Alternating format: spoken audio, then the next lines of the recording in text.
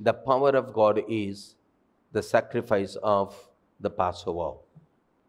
Passover, పస్కా పశు వధ ద్వారా దేవుడు తన బలమైన హస్తాన్ని విడుదల చేసి ఆయన నేనేం చేయగలుగుతానో చూసి వారి హృదయాలను కృంగచేసి వారు ఇక ఇశ్రాయేలీలను భరించలేము అనే పరిస్థితికి, ఆ వివేకానికి, ఆ ఆలోచన సిద్ధాంతాలకి ఆయన నడిపించాడు. ఆ పస్కా బలి ఒకవేళ వధించబడకపోతే ఇంకా వారు చెరలోనే ఉండారు. కానీ పస్కా బలిని మనం ఏం చేస్తామనంటే, వధించబడినటువంటి ఒక పస్కా బలి పశువు దానిని ఏ విధంగా తినాలి అన్నది మాత్రమే తిని మనం వెళ్ళిపోతాము.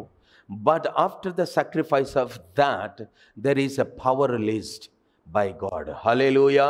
తన స్వహస్తమును, బలమైన హస్తమును విడుదల చేసి తన శత్రువులను లయపరిచినాడు.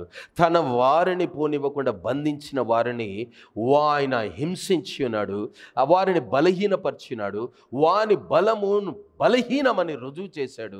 తనను బంధించి పెట్టుకునే బంధకపు శక్తులను హీనంగా చేశాడు. అవి తెరవబడ్డాయి. వారంతటా వారు చెప్పిన మాట ఏంటంటే, నీకేం కావాలో తీసుకొని నువ్వు బయటికి వెళ్ళిపో అన్నాడు. నువ్వు వెళ్ళిపో, గంటేస్తారు వారు అన్న మాట నెరవేర్చుకున్నాడు. సో ఈరోజు యేసుక్రీస్తు అను పస్కా బలి వధించబడింది. ఆయన శరీరమును, ఆయన రక్తమును మనము తీసుకోవడానికి ఈరోజు మందేమో దేవుని దగ్గరకు వస్తున్నాం. ఆయన వధించబడి 2023 సంవత్సరాలు అయింది. So today you are going to eat that. ఈ రాత్రి మనం తింటున్నాం. And something going to happen every time when we participate. Every time when we participate. ప్రతిసారి మనము తన శరీర రక్తంలో బల్లలో పాలు పుచ్చుకున్న వెంటనే దేవుడు తన బలాన్ని రిలీజ్ చేయడానికి రెడీగా ఉంటాడు. నీ విమోచన నీకు దయచేయడానికి ఇస్తాడు. యేసుక్రీస్తు ప్రభుల వారు విమోచకుడు. ఇశ్రాయేలీలని పస్కా బలుగా వధించబడిన తర్వాత అక్కడి నుండి విడిపించాడు. ఒక్కసారి ఆ పస్కా బలి పశువు ఇశ్రాయేలీల పక్షంగా వధించబడిందో ఇంకెవ్వడు ఆపలేదు. వారు విడిపించబడ్డాడు. ఫరో అనే దాస్యపు గృహం నుండి విడిపించబడ్డాడు. తర్వాత ఎర్ర సముద్రం అడ్డుపడింది. దాన్ని కూడా దాటుకొని వెళ్ళారు. ఎర్ర సముద్రము ఈ లోకంలో ఆపలేకపోయింది. ఆ తర్వాత వారు ఎర్ర సముద్రం దాటారు, అరణ్యానికి వెళ్ళారు. వారి ఆకలి ఆ పస్కా బలి పశువు వధించబడినందుకు దేవుడు మన్నాను కురిపించాడు. ఆ పస్కా బలి వధించబడినందుకు వారి పక్షంగా ఆ పస్కా బలి ఉన్నందుకు వారికి కావలసిన భోజనం దొరికింది. వారి బట్టలు చినిగిపోలేదు, వారి చెప్పులు అరిగిపోలేదు, వారి రోగాలు రాలేదు, వారు సర్పము చేత కాటు వేయబడలేదు, పురుగులు రాలేదు, ఏ రకమైనటువంటి అల్లర్లు వారి జీవితంలో జరగలేదు. వారికి క్షేమము, అభివృద్ధి అలాగనే ఉండింది. వారు 40 సంవత్సరాల్లో పెళ్ళిళ్ళు చేసుకున్నారు, పిల్లలను కన్నారు, ఇంకా వారు పెరుగుతూనే వచ్చారు. అరణ్యం అని చూడలేదు, ఒక నివాసయోగ్యమైన స్థలం అని చూడలేదు, డేరాల్లో బ్రతుకుతున్నారు. ఒక స్థలం అనే నా సొంత స్థలం అని లేదు, వారు అరణ్యంలో ఉన్నారు. కానీ వారి అభివృద్ధి ఆగలేదు. అనగా అరణ్యపు జీవితము నీ ఆశీర్వాదాలను కానీ నీ అభివృద్ధిని కానీ ఆపలేడు.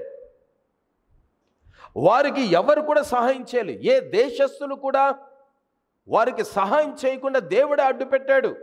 ఏ దేవతలు రాకూడదు, ఏ దురాత్మలు రాకూడదు, ఏ దేశ సంబంధమైన గొప్పవారు వచ్చి నీకు సాయం చేయదు. కారణం ఏంటంటే వారికంటే గొప్పగా నేను చెయ్యగలుగుతాను. నీ భక్తికి కావాల్సిందే నేను ఇస్తాను, నీ జీవితానికి కావాల్సిందే నేను ఇస్తాను. అరణ్యమని నువ్వు అనుకోకూడదు, నీళ్లు లేవని నువ్వు అనుకోకూడదు. ఆ బండలో నుండి కూడా నీళ్లు తేగలను, ఆ ఇసుకలో నీకు మన్నాన్ని ఇవ్వగలుగుతాను, నేను నీకు నీడనివ్వగలుగుతాను. నేను చెయ్యని కార్యం ఏంటిది? నేను సమస్తము చేయగలుగుతానని దేవుడు సెలవిస్తున్నమాట.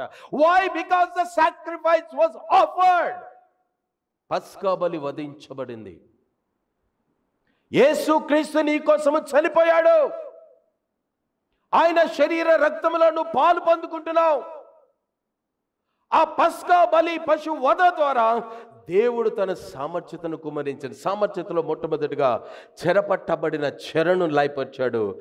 ఆ తర్వాత నిన్ను పోషించగలిగిన సామర్థ్యతను ఆయన రుజువు చేశాడు. అలాగే వాగ్దానము చేయబడిన స్థలములోనికి దాటించాడు. వాగ్దాన దేశంలో ఉన్న కనానీయులు వారు బాహ్య దేహులైన కూడాను వారిని పడగొట్టగలిగినటువంటి పరిస్థితికి దేవుడు తీసుకురాగలిగినాడు. Everywhere he exercised manifested and exercised his power on his children, on behalf of his children.